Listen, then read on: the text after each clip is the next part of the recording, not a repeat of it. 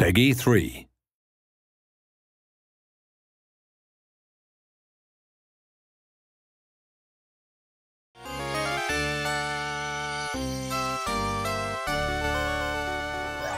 When I was thinking about what people remember fondly about the game, at the time I think it was enjoying the thrills and getting the timing right when they played it.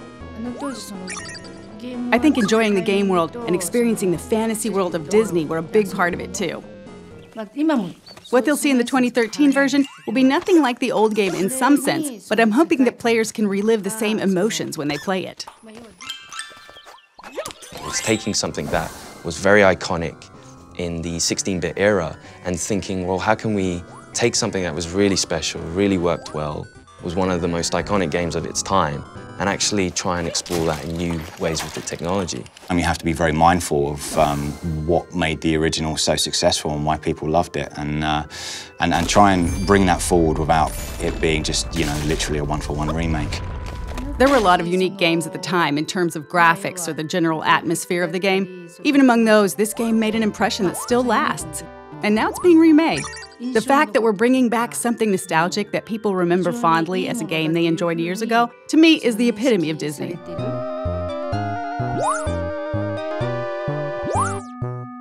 The original game, it just had a lot going for it. I think even the name Castle of Illusion was something cool, you know, straight away Castle of Illusion says, oh, what's that? Oh, what's inside that castle? And then you've got Mickey Mouse, biggest character in the world, so straight away you're like, oh, that's awesome, we're going to play Mickey Mouse through this Castle of Illusion. And it innovated on all levels, camera, control, platforming, and I think the core gamers absolutely loved it. So that in essence, it's a very simple platformer, but it grabs the magic of Disney, the magic of Mickey. It was my first time making a game, so I came up with ideas I thought might be interesting and things I thought would help flesh out the fantasy world without being hesitant about how difficult or unconventional they might be. In that sense, I think that helped us make a unique game. First, the animation was unique in that it used a remarkable number of frames in the animation for its time. We tried to use as many techniques from film animation as we could. Also, we put a lot of energy into the backgrounds for its time, packing in as much as we could given the memory constraints. I think both efforts paid off in terms of the game's graphic quality. A Disney animation is always moving, from beginning to end. At the time we were making our game, if you didn't do something on the controller, nothing would move at all. So we thought, if we want to bring Disney animations to life, we need things moving on the screen all the time. These days you see it in almost all games, but at the time, we were one of the first games where your character would move even when you're not doing anything. The amount of memory, or VRAM, that we had to work with at the time was really tiny. You need memory to make good, rich animations, but the way VRAM had been used prior to that point wasn't very well suited for animations like that. So we worked with the programmers to rebuild the system from the ground up to let us focus more on the animations. Once we got the animations where we wanted them, we adjusted the character's movements pixel by pixel for a better feel when the player controls him. When we were told to make a Mickey Mouse game, I didn't want to make a game that was just about Mickey being cute. Our focus was on how we could include the Disney World view from their classic movies. So rather than Mickey Mouse alone, we drew inspiration from the various classic movies that Disney's produced.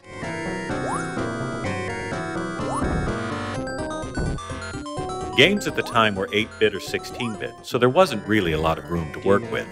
Most people in the industry weren't putting a lot of work into graphics or creating animations that conveyed a lot of character emotion. When we watched Disney movies and Mickey, it seemed like such a waste to take the fluid animations and beautiful backgrounds and turn them into pixelated graphics. So I think we put a lot more work into the graphics than any other title at the time. When we were making the Dragon Boss for the Candy stage, we couldn't figure out what to use for the dragon's body. Someone from Sega's US office sent us some licorice as a suggestion. Most of the team hated it, but I couldn't stop eating it. I was holding one of the hollow ones in my mouth and breathing through it like a straw as I worked, and ended up filling the whole room with the smell. When we were working on this game, I was focused on animations and recreating the world of Disney, and now, modern technology can deliver Disney visuals directly and cinematically rather than via blocky pixel graphics. The new game will be able to recreate the world of Disney movies on a level that we weren't able to reach.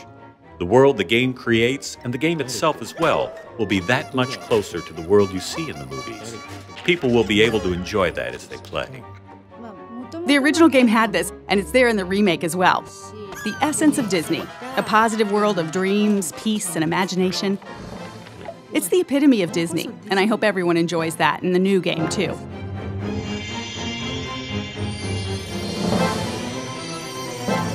We're very fortunate to be still working with the original producer of the game. I don't think many other studios have ever had that opportunity. Sega actually approached us about this a number of times, so I've seen prototypes and ideas from other developers as well. But with SSA's prototype, it took me back to when I was working on the original game. It reminded me of things I was feeling at the time, or what was going through my head as I was working on it. That's a wonderful thing, and it made me really want to work with them. The prototype we delivered was actually to be presented to the producer of the original game. There is nothing like that as a goal to motivate a team and then to fly a lot of that team over to Japan and present live. I myself was quite nervous. I've heard that the producer was very tough, very talented. She did the original game. We were there in the meeting, everything was quiet. She walks in, everybody's very nervous. It went phenomenally well. She was happy, she was laughing, she enjoyed what we did to Mickey. For us to change the mechanics, we have to be very cautious. We can't steer too far away from the feel of Mickey, and we can't go too retro, because there were technology constraints in those days on what you could do with Mickey.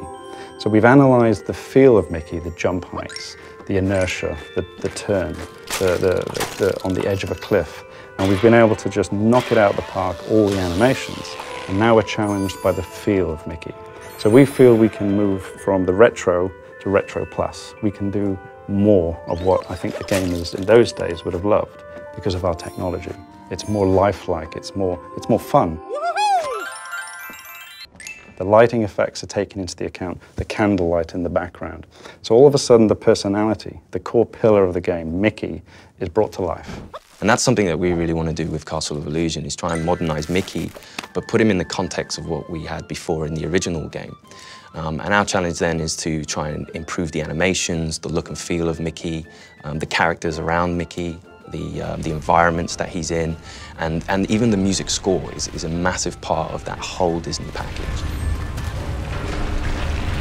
Primarily, we're able to do a lot more with the sound effects, the mixing, the environmental effects. I mean, these are all things that we come to expect without realizing it. If a fan of the original picks up and plays the new Castle of Illusion, I think they're going to be really surprised.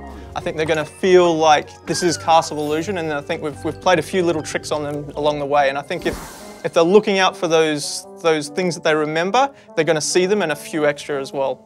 That's the thing I'm most nervous about. When people who've played the game before get their hands on the new game, what will they think? I can't wait to find out. It's expressed in a completely different way, but the essence is the same. So I hope the enjoyment they experience from it is the same.